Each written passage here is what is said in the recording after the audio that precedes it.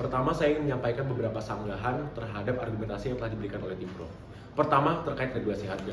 Tentu saja, ketakutan terhadap privatisasi ada dalam bentuk kenaikan harga, terutama jika kenaikan harga terhadap komoditas yang merupakan kebutuhan pokok.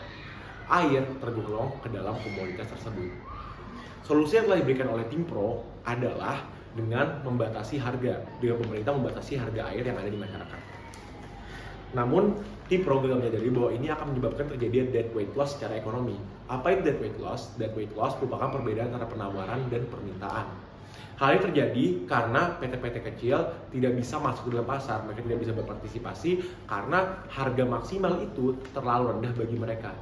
Dengan kata lain, pengeluaran yang harus mereka berikan tidak sebanding dengan pemasukan yang akan mereka terima. Oleh karena itu, disimpulkan bahwa pernyataan Tim Pro bahwa PT-PT kecil dapat ikut berpartisipasi dalam penyediaan air merupakan pernyataan yang salah. Lalu apa PT-PT yang tersisa? Yang tersisa adalah PT-PT besar yang kuat dan hanya berjumlah sedikit. Dan dari situ akan terbentuk suatu oligopoli yang sendirinya akan berbahaya. Kedua, pihak swasta tidak perlu menakuti kritisisme dan oleh karena itu mereka bisa berinovasi. Memang pihak swasta ini tidak perlu menakuti kritisisme, tetapi pemerintah tetap harus menakuti kritisisme tersebut. Air itu hajat bersama dan masyarakat pasti protes jika penyediaan yang mereka dapatkan tidak sesuai dengan ekspektasi. Imunitas kritisisme ini dibebankan pada pemerintah dan bukan kepada pihak swasta. Pemerintah akan menghadapi protes dan dari situ menghadapi tekanan untuk bertindak jika harapan masyarakat tidak sesuai dengan realita penyediaan air. Namun, pemerintah akan tetap bertindak karena adanya suatu bentuk lobbying. Dari sini kita bisa masuk ke poin ketiga, yaitu tidak ada yang korupsi. Tidak ada korupsi terbukti salah karena Tim Pro gagal mempertimbangkan lobbying. Lobbying di sini berarti bahwa PT-PT air, perusahaan air tetap menjalankan kebijakan yang hanya menguntungkan pihak swasta. Mengapa ini bisa terjadi? Karena mereka membujuk pemerintah agar kebijakan tersebut adalah kebijakan yang dijalankan. Ini bisa terjadi karena kekuatan besar dari oligopoli yang terjadi akibat dead weight loss. Lobbying ini bisa terjadi via moneter namun juga pengaruh dari oligopoli tersebut karena mereka dinilai terlalu besar untuk gagal. Apa maksudnya? Terlalu besar dalam hal ini berarti bahwa mereka adalah perusahaan-perusahaan besar yang menguasai banyak sumber daya yang mengaruhi kehidupan banyak orang. Dalam hal ini, jika mereka gagal atau bangkrut, maka kehidupan banyak orang akan berada dalam bahaya, persediaan air banyak orang akan berada dalam bahaya dan akan terjadi suatu krisis nasional. Oleh karena itu, pemerintah mau tidak mau harus mensubsidi dan mendukung perusahaan-perusahaan ini. Di mana kita masuk ke poin keempat, yaitu kerugian swasta ditanggung oleh sendiri, sementara jika pemerintah ditanggung oleh uang rakyat, oleh pajak rakyat. Di sini itu adalah suatu mitos yang harusnya sudah tidak dibahas lagi karena secara sejarah telah dibuktikan salah. Pertama, jika kita melihat secara langsung, maka pemotongan biaya akan sangat berpengaruh ke rakyat. Mengapa memotong biaya? Karena perusahaan ini tidak bisa menaikkan harga akibat regulasi harga yang telah ada. Pemotongan biaya akan menyebabkan kualitas air yang diterima tidak baik. Lalu secara tidak langsung, seperti yang telah saya sampaikan, pemerintah mau tidak mau jika perusahaan ini gagal harus mensubsidi perusahaan-perusahaan ini.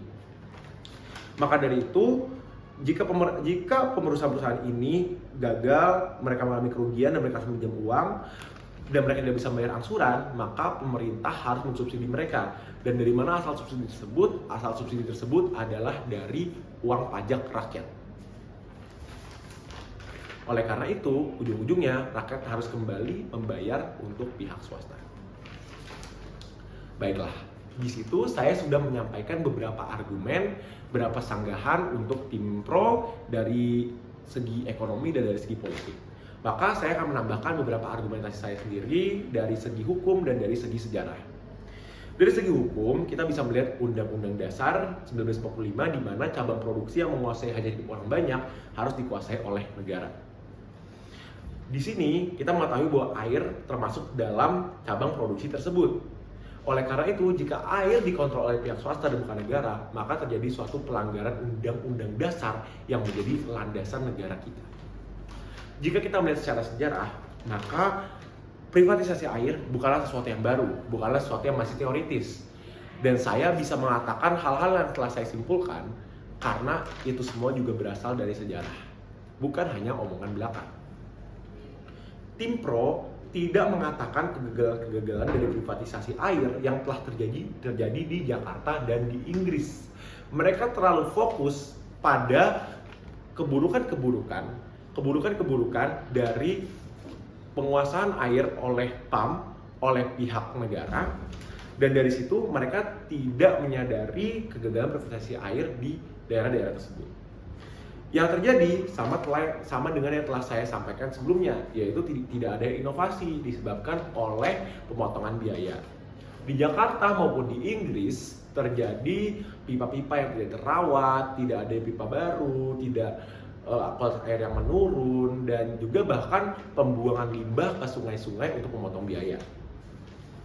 Lalu juga pemerintah perlu mensubsidi perusahaan-perusahaan ini karena utang mereka semakin banyak, sementara itu jika mereka gagal, maka rakyat akan terkena imbasnya.